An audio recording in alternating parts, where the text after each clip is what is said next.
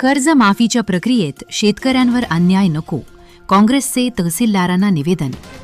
Dhamangaon railway तालुका काँग्रेस कमिटीच्या वतीने शेतकऱ्यांच्या कर्जमाफी प्रक्रियेत होत असलेल्या अन्यायाविरोधात तहसीलदारांना निवेदन देण्यात आले. कर्जमाफी प्रक्रियेत शेतकऱ्यांकडून घेण्यात येणाऱ्या हमीपत्रामुळे त्यांच्या सिबिल स्कोअरवर विपरीत परिणाम होऊ नये, तसेच कर्जमाफीचा लाभ मिळालेल्या शेतकऱ्यांवर कोणत्याही अन्यायकारक अटी लादू नयेत अशी मागणी करण्यात आली. शासनाने मागण्यांची तातडीनं दखल घेऊन शेतकऱ्यांना न्याय द्यावा अशी मागणी काँग्रेस कमिटीच्या वतीने करण्यात आली.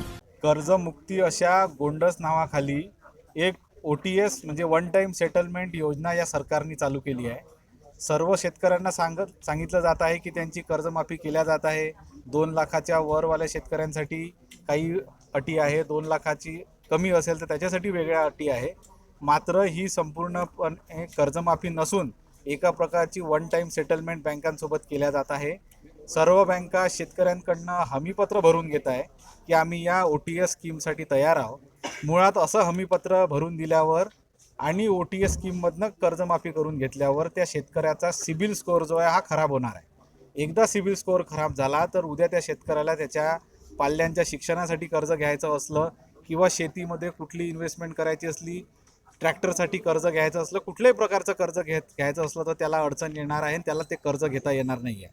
मात्र या आधी ज्या कर्जमाफ्या झाल्या त्यावेळी ना कुठल्या शेतकऱ्यांना कधी आधार लिंक करावं लागलं, ना लाईनीत उभं राहावं लागलं, ना OTSचं हमीपत्र भरावं लागलं. अशा परिस्थितीत आमच्या काँग्रेस पक्षाचं हे प्रमुखपणे म्हणणं आहे की ही खोटी कर्जमाफी आहे. सरकारने या ज्या OTSच्या अटी याच्यामध्ये टाकल्या आहे त्या मागे घ्यावा, संपूर्णपणे शेतकऱ्यांना कर्जमाफी द्यावी आणि जे शेतकरी मागच्या अनेक वर्षापासून नियमित कर्ज भरत आले आहे त्यांना तातडीने 2 लाखाचे अनुदान देण्यात यावे. महाविकास आघाडीचं सरकार असताना शेतकऱ्यांना हे अनुदान सुरुवात देण्यात आली होती. पहिल्या यादीतल्या शेतकऱ्यांना अनुदान दिलं, नंतर ते सगळं गुवाहाटीचं प्रकरण झालं, सरकार पडलं आणि त्यानंतर उर्वरित शेतकऱ्यांना भाजपच्या सरकारने कुठलंही रेग्युलर कर्जदारांना ते अनुदान दिलं नाही. आमची मागणी आहे की प्रामुख्याने आता जे लोक रेग्युलर कर्ज भरत आहेत त्यांना पण या धर्तीवर अनुदान देण्यात यावं आणि जसं सांगितलं OTSची अट जी आहे ही रद्द करण्यात यावी. मागण्या आज चांदूर रेल्वे, धामणगाव रेल्वे, नांदगाव खंडेश्वर तिन्ही ठिकाणी काँग्रेस कमिटीच्या वतीने तहसीलदारांना आम्ही निवेदन दिलं आहे. जर का या मागण्या पूर्ण होणार नसतील आणि शेतकऱ्यांच्या तक्रारी अशाच येत राहिल्या तर आम्ही आणखी तीव्र आंदोलन अमरावती कलेक्टरवर करू. पुण्यश्लोक अहिल्यादेवी होळकर यांच्या एक नावाने महाराष्ट्र सरकारने जे कर्जमाफी सरकारने दिलेली आहे त्यामध्ये 2 लाखापर्यंतची संपूर्ण कर्जमाफी करण्याचे आश्वासन माननीय मुख्यमंत्री यांनी या अधिवेशनामध्ये दिलं.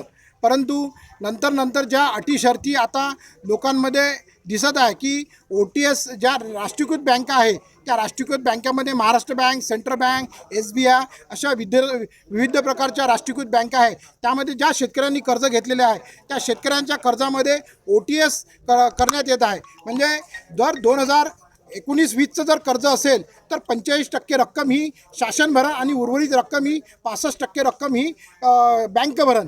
त्यामुळे त्यामध्ये असं दिसते की जे प्रमाणपत्र भरून घेतलं जात आहे बँकेमार्फत शेतकऱ्यांचे हमीपत्र की त्याच्यामध्ये जर तुम्ही कर्जमाफीशी संलग्नित असाल आणि कर्जमाफी तुम्ही बसले असाल तर बँका अटी शर्तीला अधीन राहून एक फॉर्म भरून घेत आहे आणि महाराष्ट्र बँकेने असे फॉर्म भरणं सुरू केलेले आहे. त्यामुळे भविष्यात शेतकऱ्यांची ज्याचं शेतकऱ्यांचं सिबिल हे खराब होईल आणि यामुळे शेतकऱ्यांना जो पुढील त्यांच्या मुलांचा शैक्षणिक शिक्षणासाठी जर एखादं कर्ज काढायचं राहिलं किंवा घरासाठी कर्ज काढायचं राहिलं तर त्यांना कर्ज मिळण्यासाठी त्रास होईल.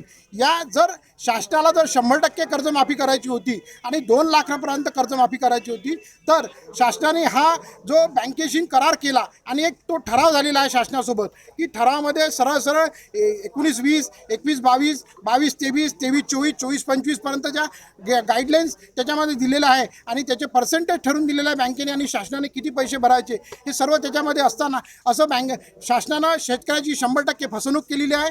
आणि या भागाचे आमदार प्रताप अडसळ यांनी अधिवेशनामध्ये जर हा विषय मांडला असता आणि शासनाच्या चूक लक्षात आणून दिली असती लोकप्रतिनिधी म्हणून, तर हा विषय आज आला नसता. आम्ही काँग्रेस पक्षाच्या वतीने, तालुका काँग्रेस कमिटी, युवक काँग्रेस कमिटी, महिला काँग्रेस कमिटीच्या वतीने, धामणगाव रेल्वेच्या वतीने आम्ही तहसीलदार साहेबांना आत्ताच निवेदन दिलेलं आहे. जर 8 ते 10 दिवसामध्ये जर यामध्ये तोडगा निघाला नाही आणि शेतकऱ्यांच्यावर होणारा अन्याय थांबला नाही, तर आम्ही या भागाचे आमदार प्रताप अडसळ यांच्या कार्यालयावर किंवा घरावर या विषयासंदर्भात आम्ही मागणी रेटून धरू. आणि जर यामध्ये मार्ग निघाला नाही तर आमदाराच्या घरावर सुद्धा मोर्चा काढू. या योजनेसंदर्भात पहिली यादी, दुसरी यादी अशा पद्धतीच्या सुद्धा उपाययोजना राबवल्या जाऊन राहिल्या. हो, पहिली यादी संदर्भातला संभ्रम जो आहे त्या बाबतीत तुमचं काय? तसेच आत्ताच यादी संदर्भाचा संदर्भ असा आहे की पहिली यादी आत्ताच आलेली आहे आणि शासनाकडून 11 ऑगस्टपर्यंत दुसरी यादी येणार होती, परंतु दुसरी यादीसुद्धा अजून आली नाही. आणि तसेच 50,000पर्यंत जे प्रोत्साहन अनुदान शासन देणार होतं ते सुद्धा अजून त्या बाबतीत आहे. परंतु ज्या शेतकऱ्यांनी वारंवार रेग्युलर कर्ज भरलेलं आहे आणि त्याचं व्याज बँकेकडे देत आहे, त्या शेतकऱ्यांनी त्यांच्यावर का अन्याय होत आहे, त्यांना सुद्धा 2 लाखापर्यंत प्रोत्साहन अनुदान हे शासनानं दिलं पाहिजे. आणि तात्काळ एक रकमी यादी, एक संघ यादी यायला पाहिजे. कारण काही शेतकऱ्यांची यादी काही येत आहे, काही नंतर यादी येत आहे, त्यामुळे शेतकऱ्यांमध्ये सुद्धा संभ्रम निर्माण झालेला आहे. त्यामुळे जे कर्जमाफीचे प्रलंबित याद्या आहे त्यासुद्धा लवकरात लवकर शेतकऱ्यांच्या बँकेपर्यंत पोहोचल्या पाहिजे.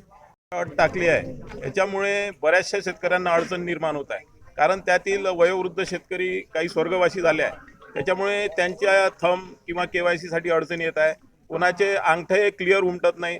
काल मी एक SBI कालच एका प्रकरणात बोललो, त्याचे अंगठे उमटत नाही, त्यांना सुद्धा प्रॉब्लेम येत आहे. त्याच्यामुळे ह्या KYCच्या आधीसुद्धा कर्जमाफी झाली, पण ते KYC आधार लिंक ह्या अटी तेव्हा नव्हत्या. आणि सर्वात क्लिष्ट अट म्हणजे त्यांनी जे टाकली आपलं सेटलमेंट. हे क्रॉप लोनमध्ये सेटलमेंट हा शब्द पहिल्यांदा ऐकून राहिलो. काही बघ करोडोनी कर्ज उचललं, मग आता आपण उद्योगपत्यांना वगैरे जे सेटलमेंट पाहून राहिलो, 1 कोटी कर्ज उचललं तर त्याला 25 लाखात 20 लाखात सेटलमेंट होते. शेतकऱ्याला 1,00,000-2 लाख कर्ज देते आणि तेही तो पूर्ण माफी शासनाच्या वतीनं पूर्ण माफ होते. तरी त्या सेटलमेंटमध्ये त्याला भविष्यात अजून कोणत्याच बँकेचे दारं उघडे राहणार नाही. हाच सरकारचा त्यामागचा उद्देश आहे. भविष्यात तो आणखी कर्जबाजारी होईल. प्रायव्हेट सावकाराकडे त्याला गेल्याशिवाय पर्याय होईल. शेतकऱ्याचा जे मृत्यू झाले किंवा होणार आहे भविष्यात, त्याच्यामुळे आत्महत्या अजून वाढणार आहे. त्या सर्व शेतकरी आत्महत्येला स्वतः हे सरकार जबाबदार आहे. कर्जमाफी जी दिल्या गेली त्या कर्जमाफी शासनाकडून दिल्या गेली त्या विषयात वाजागाजा भरपूर होत्या. शेतकऱ्यांना दिलेली कर्जमाफी ही खरंच शेतकऱ्यांच्या हक्काची आहे की मग शासनाची? त्यातले पात्र 50% ही शेतकरी पात्र होऊ शकणार नाही. म्हणजे हा 50%च्या वरच्या शेतकऱ्यावर अन्याय आहे. आणि त्यातही फक्त 2 लाखाच्या आतील शेतकरी घेतले. 2 लाखाच्या वर जर त्यांनी कर्ज उचललं असेल तर त्या शेतकऱ्याचा आज विचारच होणार नाही.